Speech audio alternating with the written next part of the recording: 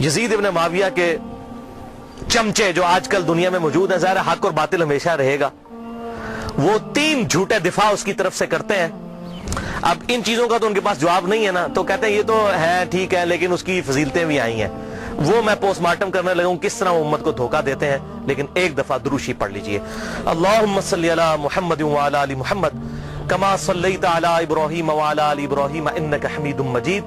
अल्लाहुम्मा बारिक अला मुहम्मद व अला आलि मुहम्मद कमा बारकता अला इब्राहीम व अला आलि इब्राहीम इन्नका हमीदुम मजीद।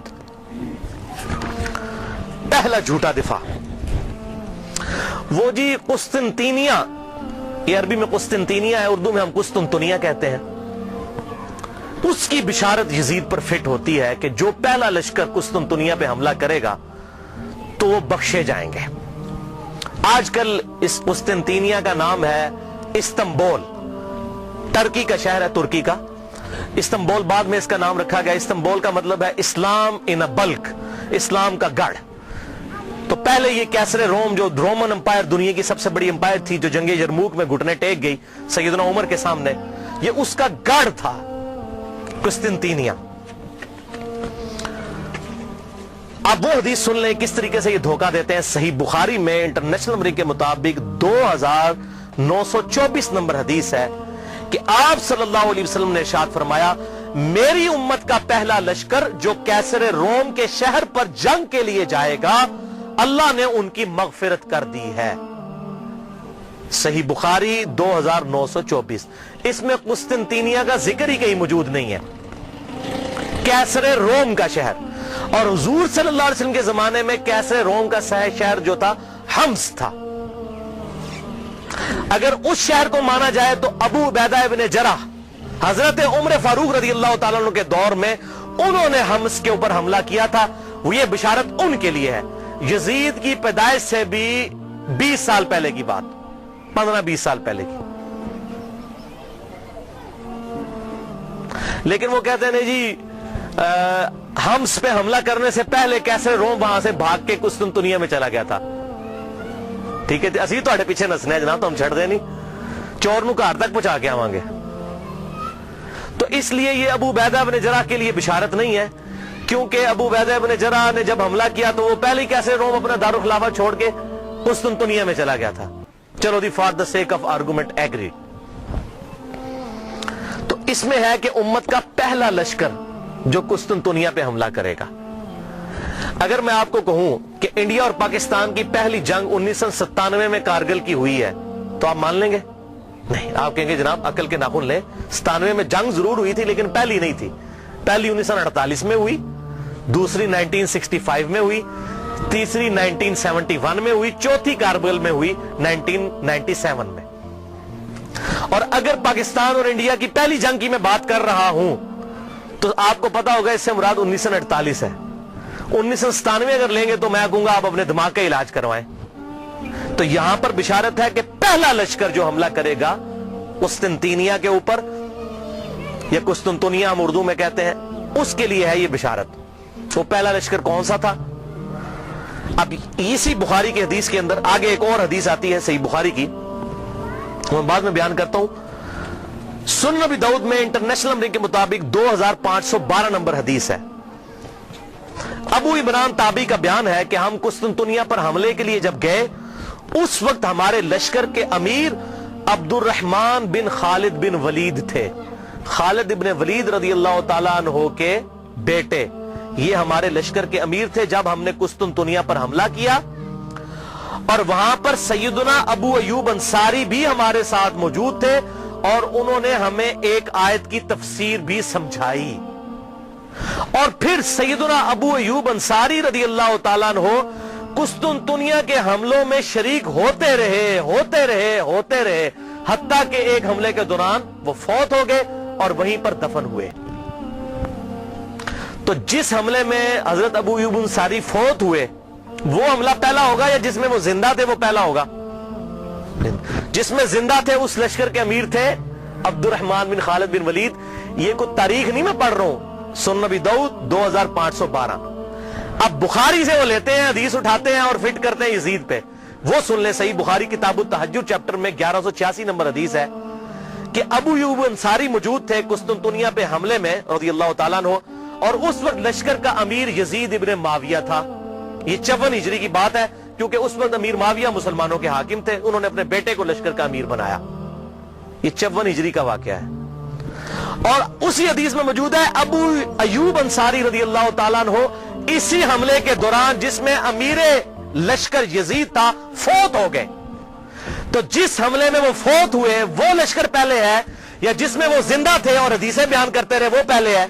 और उसमें उसके बाद कितने हमले हुए? ये भाई यजीद वाला लश्कर 7वां या 8वां लश्कर था, और वो जो मैंने पहले बयान किया वो भी पहला नहीं था, वो दूसरा था।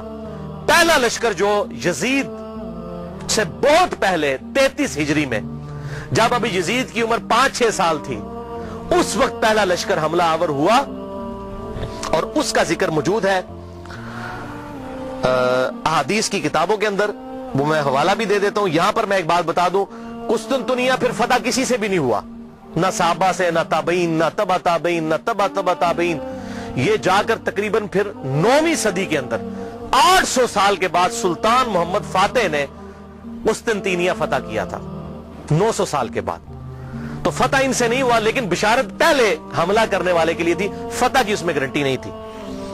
तो इस हवाले से एक पूरी बुक रिसर्च पेपर आ चुका है। शेख जुबैर लिज़ई रहमहुल्लाह के शागिर्द हैं, इस दौर के बहुत बड़े मुहक्किक हैं। वैसे शेख जुबैर लिज़ई साहब से उम्र में बड़े हैं वो, मैं उनसे मिला हूं, प्योर जेंटलमैन है। डॉक्टर अबू जाबिर अब्दुल्ला दामानवी, ये अहले हदीस में बहुत कदर की निगाह से देखे जाते हैं, बहुत बड़े मुहक्किक हैं अस्मा और रिजाल की फील्ड के। और ये खुद पहले यजीदी पार्टी से ताल्लुक रखते थे। इन्होंने खुद अपना वाकया भी लिखा कि मैं पक्का यजीदी था, क्योंकि महमूद अहमद अब्बासी वो नासबी मुनकरीन हदीस, और फैज आलम सदीकी जो जेलम का नासबी था यजीदी मुनकरीन हदीस, तो उससे मुतासिर थे। लेकिन जब ये महमूद अहमद अब्बासी को मिलने गए तो उसने इनके सामने कह दिया, हाँ बुखारी खोते ने भी बुखारी में वो हदीस ले ली है 3748 के हुसैन अलैहिस्सलाम का सर लाकर अबू जो है वो उबैदुल्लाह इब्न ज़ियाद के सामने रखा गया, इस खोते बुखारी ने भी हदीस नकल की है। इसके पीछे चल रही यजीदी पार्टी जो हजरत इमाम बुखारी को खोता कहता था, महमूद अहमद अब्बासी, अंग्रेजों का पिट्ठू, उससे मुतासर हुए और वो जनाब उन्होंने किताबें लिख दी थी, वो अमीरुल मोमिनीन यजीद इब्न माविया, ये वो था। तो जब ये अबू जाबिर दामानवी साहब कहते हैं, मैंने उसकी अल्फाज ये सुने, मैंने कहा ओए ये लोग जो मुहद्दिसीन के बारे में ऐसी नंगी लैंग्वेज इस्तेमाल करते हैं, ये लोग हाथ पर नहीं हो सकते मुनकरीन हदीस। फिर कहते हैं मैंने मुकम्मल तहकीक की, फिर इन्होंने ये 120 सफ़ात पर मुश्तमिल किताब लिखी है, और उस किताब का उन्वान है यजीद इब्न माविया और जैश मगफूरुल लहुम, यानी जो मगफरत याफ्ता गिरोह है उसका जिक्र। वो सारे उन्होंने कुस्तुनतुनिया के ऊपर जो हमले हुए, वो तमाम हमले एक एक अहादीस की किताबों से लिखकर रद्द किया। 120 सफ़ों पे ये किताब है। अबू जाबिर अस-सलफी लाइब्रेरी कराची से शाया शुदा है, मेरे पास मौजूद है। जिसको PDF चाहिए हो इंशाल्लाह मैं 1-2 दिन में स्कैन करवा कर इंशाल्लाह अपने पास रख लूंगा, तो मुझे ईमेल करें mirza_95@yahoo.com, उस पे मैं आपको भेजूंगा।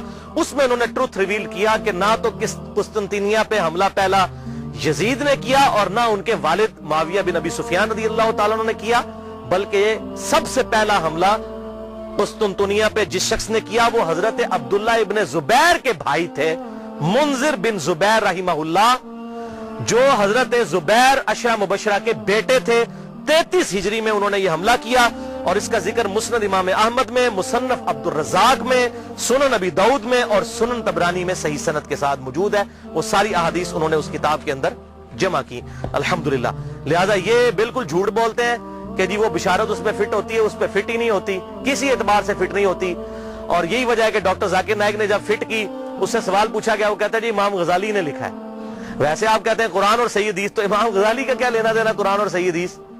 इमाम गजाली तो आपके नजदीक सूफी हैं, आप सूफियों को तो वैसे ही नहीं मानते। तो सही सनद से बात करें अहादीस की किताबों में क्या लिखा हुआ है। इमाम गजाली तो तासुब का शिकार हो चुके थे, उन्होंने तो यहां तक लिखा अहयाउल उलूम में कि वाकया करबला बयान ना करो, बड़ी बड़ी हस्तियों के नाम बीच में आ जाएंगे, वाकया करबला बयान करना हराम है। तो इसमें मैं एक ही जुमला बोलूंगा कि चोर की दाढ़ी में तिनका। अगर हम अहले सुन्नत अपने आप को सही मनहज समझते हैं तो वाकया करबला बयान करें, और जो हक है वो बयान करें। हुजूर सल्लल्लाहु अलैहि वसल्लम तो उस वाक़े से पहले बयान कर रहे हैं, उस वाक़े के बाद सहाबा इकराम को ख्वाब में आ रहे हैं और गमगीन है, और आप कह रहे हैं बयान ना करें। और कुरान और सही अहादीस क्या कह रही है, इमाम बुखारी क्या कह रहे हैं, इमाम मुस्लिम क्या कह रहे हैं, इमाम दाऊद क्या कह रहे हैं, حق واضح ہو. اب مجھے بتائیے اہل حدیث کا شاید ہی کوئی پلیٹ فارم ہو جس پر یہ حدیث ترمذی کی بیان نہ ہوتی ہو کہ جب حضرت عمر نے حج تمتع پر پابندی لگا دی تھی تو عبداللہ بن عمر نے کہا کہ میرے باپ پہ شریعت تو نازل نہیں ہوئی ہے. تو معاذ اللہ اس کا کیا مطلب ہے کہ ہم حضرت عمر کی توہین کر رہے ہوتے ہیں؟ نہیں. اسی طریقے سے اگر محدثین نے حضرت امیر معاویہ رضی اللہ تعالیٰ عنہ کی غلطیوں کا بیان بخاری مسلم میں کر دیا، ترمذی میں، ابو داؤد، نسائی، ابن ماجہ میں، تو ان کا مقصد توہین کرنا نہیں تھا، حق بتانا تھا. اور اگر ہم بیان کرتے ہیں تو یہ بھی مقصد یہی ہے. احترام اپنی جگہ رہے گا، لعنت نہیں کریں گے. غلطی غلطی ہے، غلطی کو غلطی کہنا یہ حق اور باطل میں تمیز کے لیے ضروری ہے، ورنہ تو دین کا جنازہ نکل جائے گا. حضرت آدم علیہ السلام کی اللہ نے 7 دفعہ غلطی بیان کی، کیا ان کی توہین کی؟ نہیں. بلکہ اس لیے سورہ اعراف میں اے اولاد آدم دیکھنا تمہارے باپ کو جس طرح ورگلا دیا تھا شیطان نے، ماں باپ کو تمہیں ورگلا نہ دے، اس لیے ہم قصہ آدم اور ابلیس بیان کرتے ہیں. اسی طریقے سے اگر خلافت کا نظام قائم ہونا ہے اور امام محمد مہدی رضی اللہ تعالیٰ عنہ کی خلافت کو لبیک کہنا ہے مسلمانوں نے، تو اس کے لیے یہ سارے حقائق پتہ ہونے چاہیے. دوسرا دفاع جو جھوٹا کرتے ہیں، پہلا تو قل ہوا. تو میں نے یزید کو دوسری نہیں کہا، کلمہ گو تھا، اہل قبلہ تھا. اگر اللہ نے معاف کیا تو جنت میں چلا جائے گا، ہمیں تو کوئی مسئلہ نہیں ہے. اگر اللہ نے معاف کیا، وہ اللہ تعالیٰ کی اپنی مرضی ہے. ایک گناہ کے بارے میں اللہ تعالیٰ نے واضح کہا ان اللہ لا یغفر ان یشرک بہ ویغفر ما دون ذلک لمن یشاء. اوپن لائسنس نہیں، اللہ شرک کو معاف نہیں کرے گا، اس کے علاوہ جو گناہ چاہے گا معاف کر دے گا، لیکن جس کے لیے چاہے گا. اگر اللہ چاہے تو معاف نہ بھی کرے، یہ اللہ کی اپنی مرضی ہے. آپ اوپن لائسنس کسی کو نہیں دے سکتے. لمن یشاء، جس کے لیے چاہے گا. اللہ کو دعا سے منوا نہیں سکتا، سیدھی سی بات ہے. دوسرا جھوٹا دفاع کرتے ہیں وہ جی بخاری میں حدیث ہے 7222 کہ میری امت میں آپ صلی اللہ علیہ وسلم نے فرمایا کہ 12 خلیفوں تک اسلام غالب رہے گا اور وہ سب کے سب قریش سے ہوں گے. وہ کہتے ہیں جی 12 خلیفے گنے آپ، تو اس میں یزید بھی آ جاتا ہے. کہتے ہیں دیکھیں جی پہلا خلیفہ حضرت ابو بکر، پھر عمر، عثمان، علی، حسن ابن علی، یزید، اس کے بعد معاویہ بن ابی سفیان، پھر یزید ابن معاویہ 7ویں نمبر پہ آ جاتا ہے. پھر گنتے گنتے کرتے پھر مصیبت ان کے لیے کھڑی ہو جاتی ہے کہ عمر بن عبدالعزیز تک پہنچتے ہوئے 14 ہو جاتی ہے گنتی. عمر بن عبدالعزیز کو نکالنا پڑ جاتا ہے، جن کی خلافت کو پوری امت مانتی ہے، لا منہاج النبوہ. پھر 12 کدھر جائیں گے؟ تو پریشان ہو جاتے ہیں اور حدیث کی انٹرپریٹیشن غلط کرتے ہیں. یہ بخاری میں تو ایک طرق ہے نا، صحیح مسلم میں اس کے 8 طرق امام مسلم لے کر آئے ہیں اور ٹروتھ ریویل کر دیا. یہ 12 خلیفوں سے مراد کون سے خلیفے ہیں؟ صحیح مسلم میں انٹرنیشنل نمبر کے مطابق 4705 سے لے کر 4712 تک. قربان جاؤں امام مسلم کے 8 طرق لکھے تاکہ یہ 12 خلیفوں والی، یہ جو اہل تشیع جو ہے 12 امام والا مسئلہ اس سے نکالتے ہیں، یہ 12 خلیفوں، بھائی 12 امام والا بھی چکر کوئی نہیں ہے، وہ خلیفے بھی یہ والے نہیں ہیں. ان خلیفوں سے مراد کون ہے وہ سن لیں. صحیح مسلم انٹرنیشنل نمبر کے مطابق 4711 آپ صلی اللہ علیہ وسلم نے فرمایا یہ دین قیامت تک قائم رہے گا اور ان پر 12 خلیفے ہوں گے. قیامت تک 12 خلیفے ہوں گے. وہ پہلے میرے دور میں 12 پورے نہیں ہو جانے، قیامت تک دین رہے گا قائم اور ان پر 12 خلیفے آئیں گے اور وہ سب قریش سے ہوں گے. یعنی ایسے 12 خلیفے ہوں گے جن کی پٹ حکومت جو ہے علی منہاج النبوہ ہوگی. وہ 12 خلیفے ہوں گے اور قیامت تک پوری ہونی ہے گنتی. اچھا ان میں سے 7 تو کنفرم ہے جس پہ اہل سنت اور اہل تشیع کا اجماع ہے. ایون امام ابن تیمیہ جیسی شخصیت بھی منہاج السنہ میں لکھتے ہیں کہ ہم نہ تو حضرت امیر معاویہ رضی اللہ تعالیٰ عنہ کو خلیفہ راشد مانتے ہیں، نہ ان کے بیٹے کو. یہ اسلام کے بادشاہ تھے، خلیفہ نہیں تھے. خلافت راشدہ وہ کہتے ہیں ہمارے خلیفہ 5 ہیں، ابو بکر، عمر، عثمان، علی اور حسن ابن علی. یہ امام ابن تیمیہ لکھ رہے ہیں. اور یہ یاد رکھیے گا حسن ابن علی کو حضرت علی نے نہیں نامزد کیا. سنن طبرانی میں بڑی ڈیٹیل حدیث موجود ہے. جب ان کی وفات کا وقت قریب آیا، زخم لگنے کے بعد بھی 1 ہفتہ زندہ رہے، انہوں نے کہا میں اپنا خلیفہ کسی کو نامزد نہیں کروں گا. رسول اللہ نے اپنا خلیفہ کسی کو نامزد نہیں کیا تھا، میں بھی نہیں کروں گا، تم خود چنو گے. یہ تو ابن عباس اور باقی صحابہ نے مل کے حضرت حسن کو خلیفہ چنا تھا. لہذا یہ بات یاد رکھیے گا، حضرت حسن ابن علی کو حضرت علی نے اپنا جانشین نہیں بنایا. وہ کیسے بنا سکتے تھے؟ حضور کی تربیت یافتہ تھے الحمدللہ. اور یہ بات میں نے اہل سنت اہل تشیع دونوں علماء سے کنفرم کی ہے. اہل تشیع کے ہاں بھی کوئی روایت نہیں ہے کہ حضرت حسن ابن علی کو حضرت علی نے اپنے بعد خلیفہ نامزد کیا ہو. اور ان کے ہاں بھی یہی بات ملتی ہے جو طبرانی کے اندر موجود ہے. میں امت کے اوپر چھوڑتا ہوں، امت خود سلیکٹ کرے گی اپنا خلیفہ. تلوار کی دھونس پہ نہیں ہو سکتا، میرے ریگارڈ کی وجہ سے نہیں ہو سکتا. بہرحال ان کو تو حضور نے خود ہی کہہ دیا میرا بیٹا سید ہے، یہ صحیح بخاری کے اندر، اس میرے بیٹے حسن کی وجہ سے مسلمانوں کے دو گروہوں میں صلح ہو جائے گی۔ ان کو تو حضور خود سید اور سردار کہہ گئے اور کہا اس کی وجہ سے صلح ہوگی، یہ قربانی کرے گا۔ اور وہی ہوا بعد میں حضرت علی کی شہادت کے 6 مہینے کے بعد، اور اسی کو امام ابن تیمیہ نے لکھا کہ حضور صلی اللہ علیہ وسلم نے فرمایا تھا خلافت 30 سال تک رہے گی، وہ 30 سال ربیع الاول 41 ہجری میں پورے ہوئے جب حسن ابن علی نے خلافت امیر معاویہ کے حوالے کی۔ اور اس کی ریزن کیا تھی، صلح حسن کیوں ہوئی، وہ میرا مسئلہ نمبر 101 دیکھ لیں، آپ کو حقائق کھل کر سامنے آ جائیں گے کہ یہ حضرت حسن ابن علی نے کیوں کام کیا، تاکہ حق لوگوں کے سامنے واضح ہو جائے۔ 20 سال کا دور دیکھیں پھر پتہ چل جائے گا اصل مسئلہ کیا تھا۔ اور حضرت حسین کی قربانی رائے گاں جاتی اگر حضرت حسن صلح کر کے حضرت امیر معاویہ رضی اللہ تعالیٰ کی انٹینشنز کو لوگوں کے سامنے نہ کرتے۔ یہ بات یاد رکھیے گا، یہ میں نے اس لیکچر میں بتایا۔ بہرحال تو امام نے تیمیہ نے بھی کہا کہ یہ خلیفہ جو ہے یہ 5 متفق علیہ، تو ٹوٹل 7 پہ آج تک امت متفق ہے، اہل سنت اور اہل تشیع۔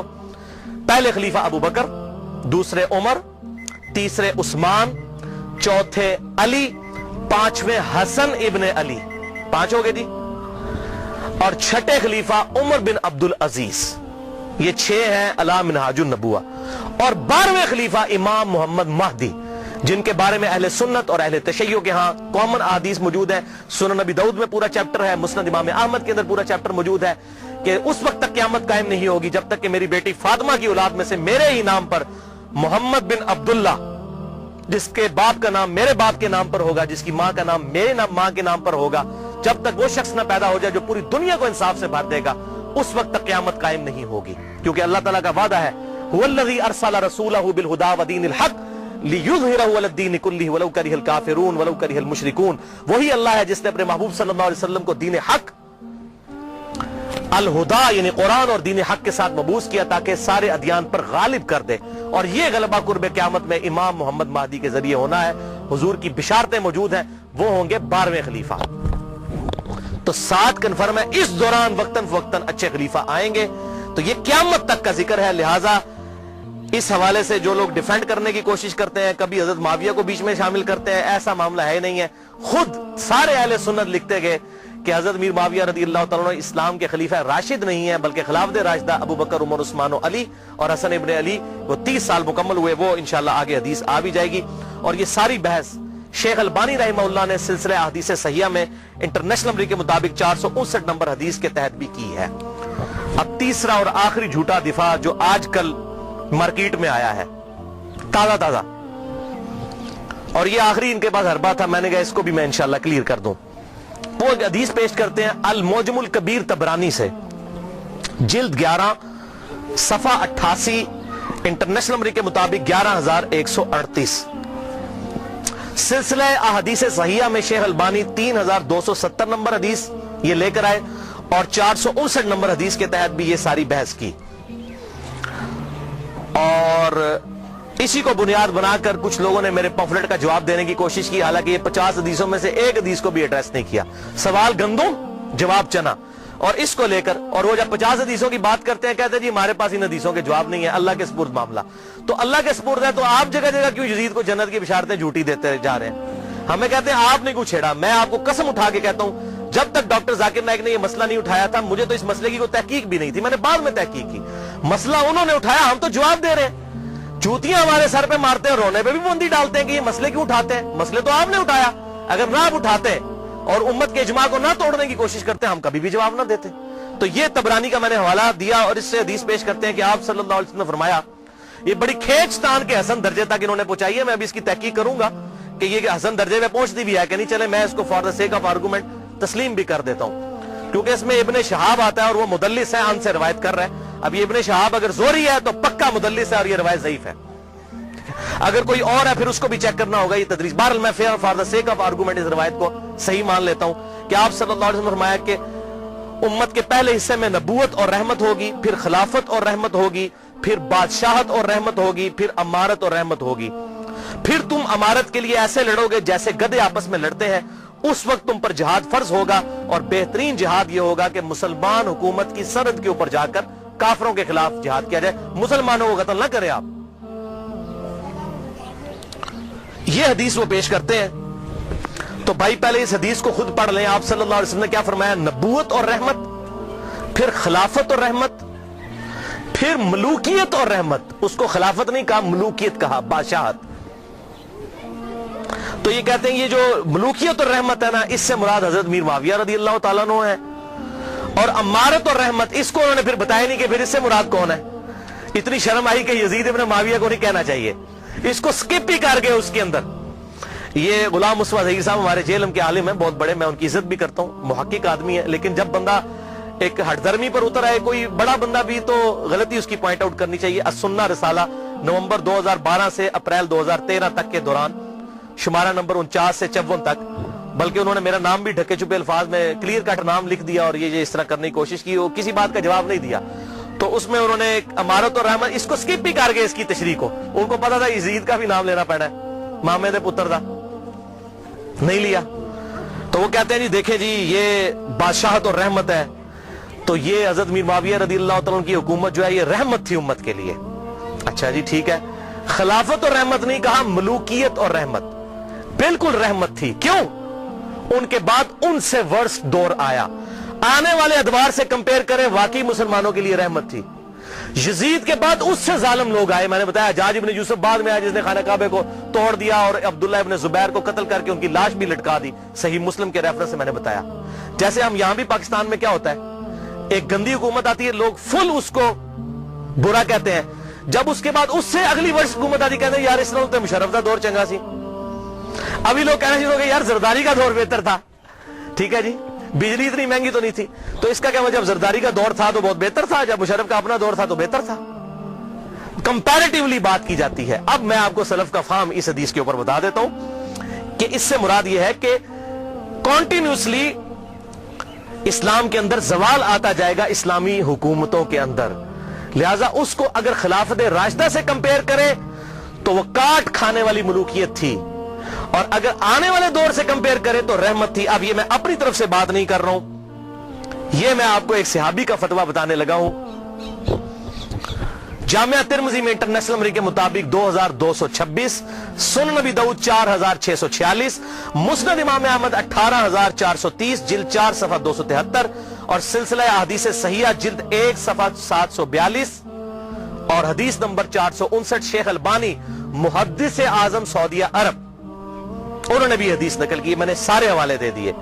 حضرت سیدنا سفینہ رضی اللہ تعالیٰ عنہ اور حضرت نعمان ابن بشیر رضی اللہ تعالیٰ عنہ سے روایت ہے کہ آپ صلی اللہ علیہ وسلم نے فرمایا خلافت علی منہاج النبوہ میری وفات کے بعد 30 سال تک رہے گی.